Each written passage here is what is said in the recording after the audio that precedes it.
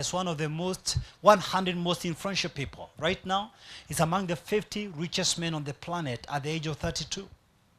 He stole nobody's coin. But what is more shocking to me is that he was literally declared a billionaire when he was 26. Then I thought, could there be an unsung hero behind his story?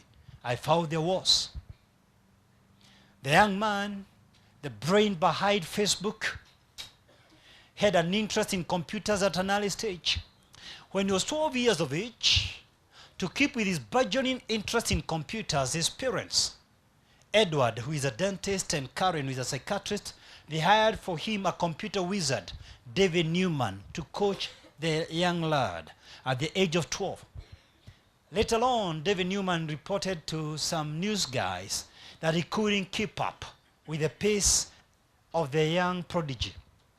Today, these two guys, the parents of Mark, that is Edward and Karen, are the unsung heroes. We celebrate a billionaire not knowing the story behind it. And what happens in Kenya? When a child touches a phone, watcha, stop, TV, everything. Everything. You don't want to give them an opportunity to explore anything. We were never taught about money by our parents. Must we pass it on? We never sat down to be trained how to make a difference. We were conditioned to work hard, to get good grades, to get a good job. Is that true? But you can do something different, like Mark's parents. Because I believe a child's brain is not just a vessel to be filled, but a fire to be kindled.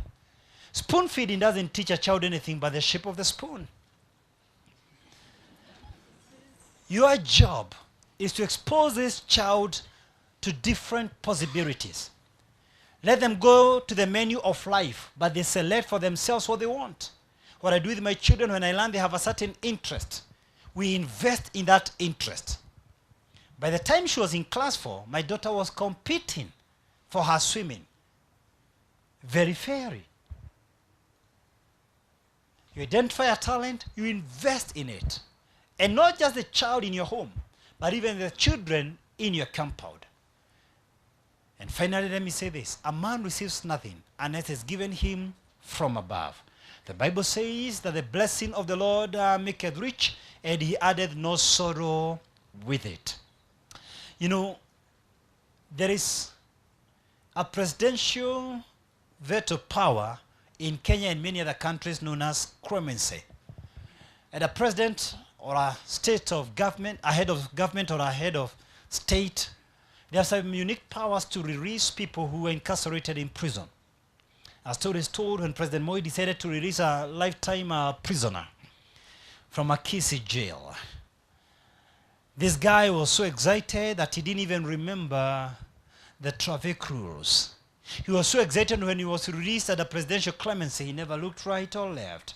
He ran so fast from the prison gates, he was knocked dead by a moving vehicle.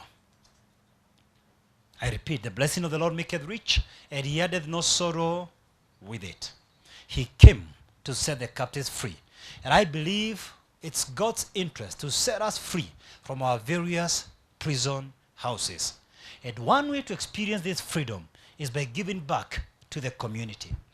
You see, the pharaohs of Egypt used to be buried with gold and silver and bronze, but worse, with their male servants and female servants, so that when they wake up on the other side of the Great Divide, they wake up with their servants ready to be served.